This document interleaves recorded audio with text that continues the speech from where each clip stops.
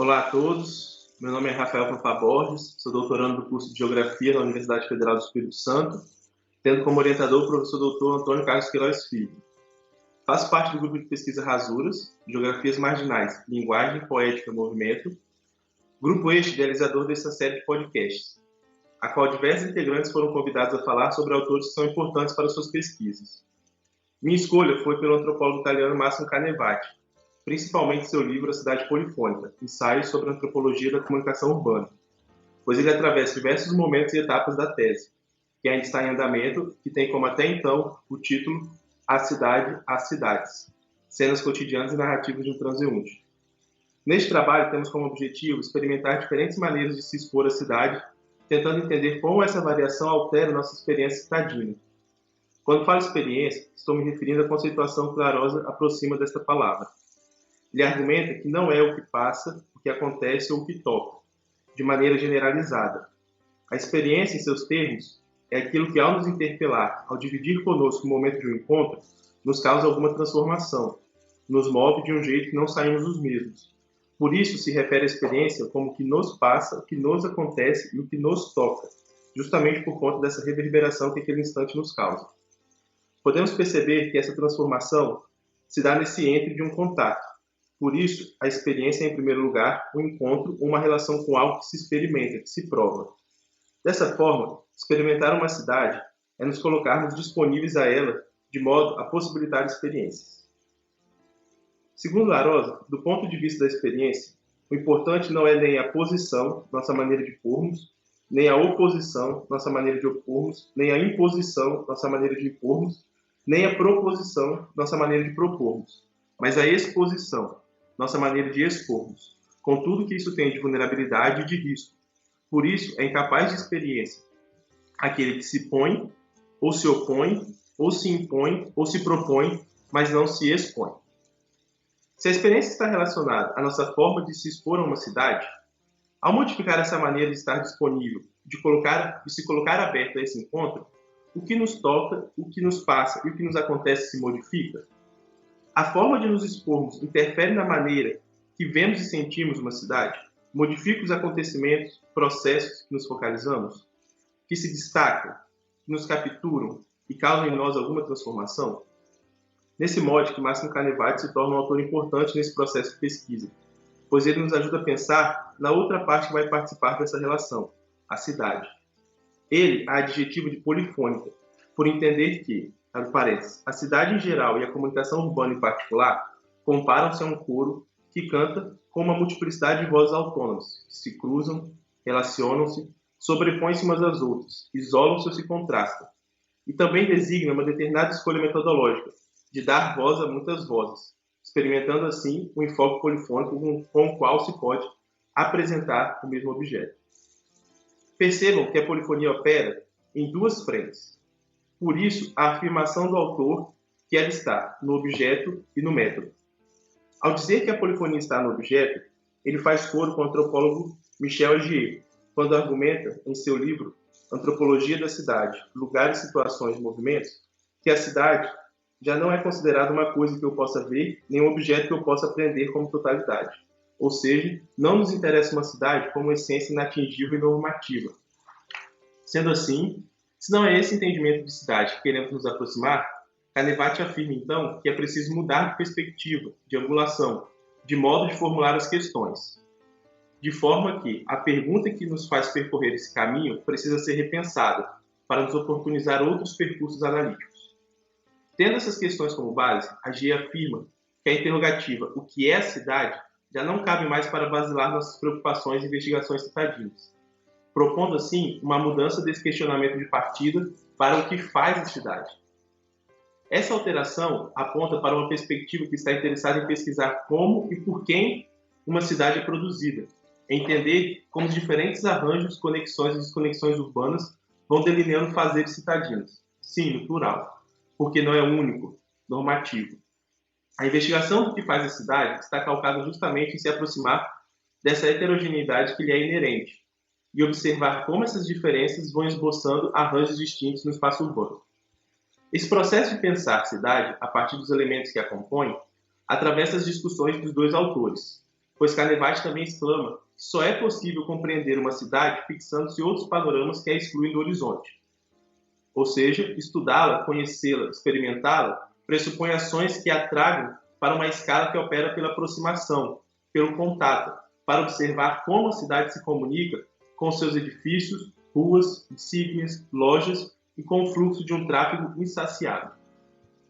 Esse comunicar não está presente somente nas ruas, nos descascados, nas sobreposições arquitetônicas, nos tipos de loja, nas larguras das ruas e calçadas, mas também na forma como esses objetos urbanos vão ganhando diferentes significados para os passantes, como eles, nessa relação, vão deflagrando experiências distintas.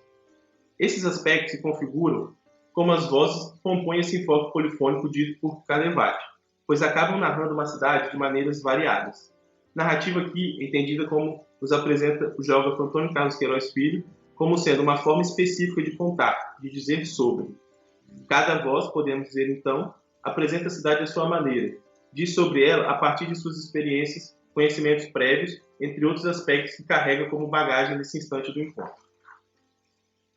Esse movimento de aproximação, de mudança de focalização citadina, a Gia escreve se fundamenta em deslocar a própria problemática do objeto para o sujeito, da cidade para os citadinos, ou seja, nos interessar e aproximar das pessoas e dos objetos urbanos que compõem uma cidade, de modo que o próprio ser da cidade surge, então, não como um dado, mas como um processo humano e vivo, cuja complexidade é a própria matéria da observação, das interpretações e das práticas do fazer citadino, para os Laugier. Neste caso, quando falamos que nosso objetivo é experimentar diferentes maneiras de se expor à cidade, tentando entender como essa variação altera nossa experiência citadina, estamos dizendo que à medida que nos relacionamos com quem e com o que faz uma cidade, vamos sendo apresentados a narrativas urbanas distintas. Nosso esforço, então, é entender como variadas formas de exposição nos possibilitam entrar em contato com diferentes vozes urbanas, conhecendo, assim, distintas formas de dizer, de contar, de apresentar uma mesma cidade. Essas versões, nessa perspectiva, não se rivalizam, e sim se somam, misturam, dando densidade a um conhecimento sobre uma cidade, enaltecendo a sua heterogeneidade inerente. Lembro neste momento que a polifonia não está somente no objeto, ou seja, não basta apenas entender que a cidade é plural, que esse enfoque polifônico lhe é intrínseco. Precisamos também fazer com que ele apareça em nosso método, que em nossa maneira de entrar em contato e contar sobre o que nos passou, nos aconteceu e nos tocou, evidencie essa polifonia e, ao mesmo tempo, seja atravessado por ela. Por isso, a escolha de falar de Máximo Canevati como um autor importante, pois ele permeia esses dois processos. Não só nos ajuda a pensar qual cidade é essa que vamos nos expor, que vamos experimentar, mas também discute maneiras de fazer com que nossas escolhas metodológicas tenham a polifonia, a variação dos enfoques como base. Neste segundo movimento, ele diz estar convencido de que é possível elaborar uma metodologia da comunicação urbana mais ou menos precisa, com a seguinte condição: a de querer perder-se e ter prazer nisso, de aceitar ser estrangeiro, desenraizado e isolado.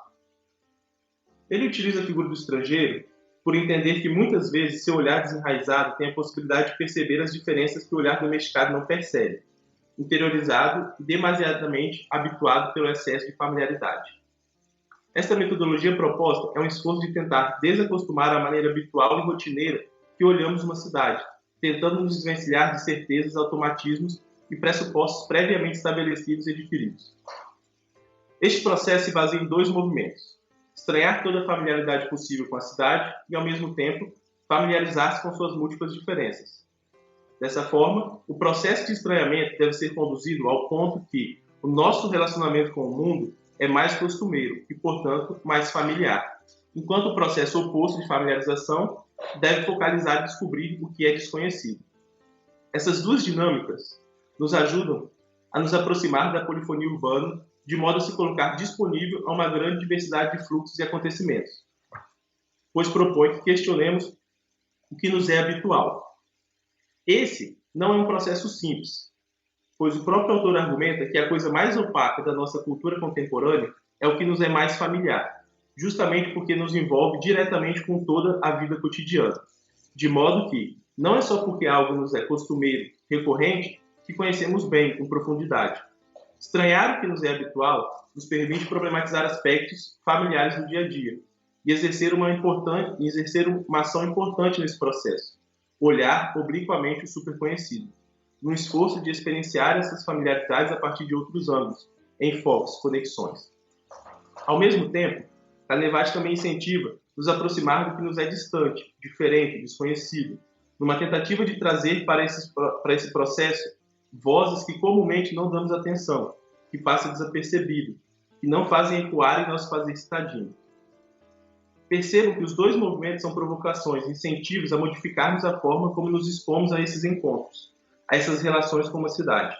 Essa variação, portanto, é o que caracteriza a polifonia metodológica, pois cada distinta maneira de se expor nos ajuda a estranhar algo que nos é familiar ou trazer para perto que pouco ou não nos afeta, de modo a criar narrativas outras a partir dessas experimentações da variação. Gostaria de ressaltar a palavra experimentação, pois de fato vamos experimentar a cidade nos expondo a ela de diferentes maneiras, tendo a polifonia como base e a partir das experiências vivenciadas nessas ações, entender como cada forma nos ajuda a potencializar a focalização de determinados aspectos urbanos.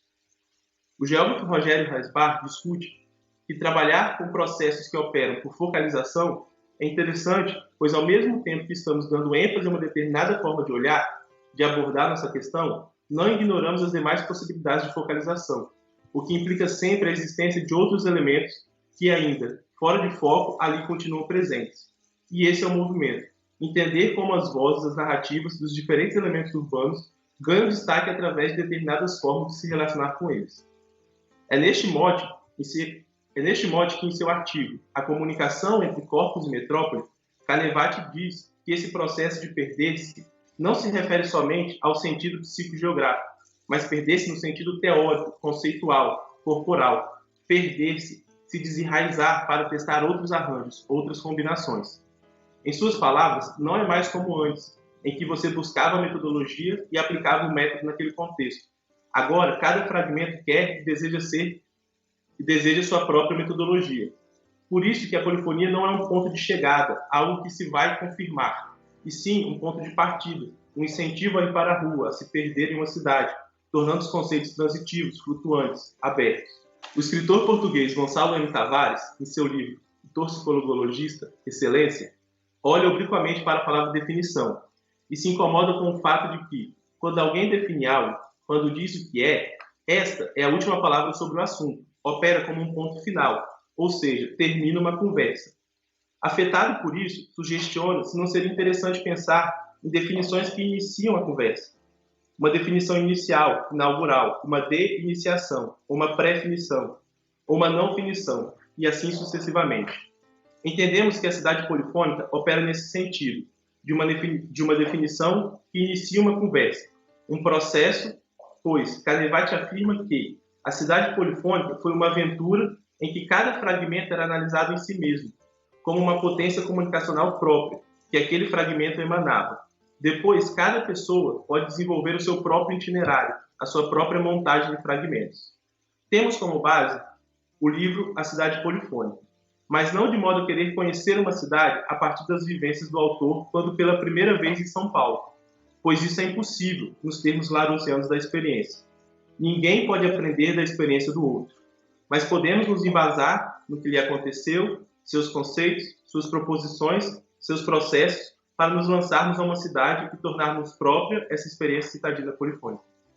Gostaria de agradecer a escuta atenta de todos e fiquem ligados no canal para os próximos podcasts.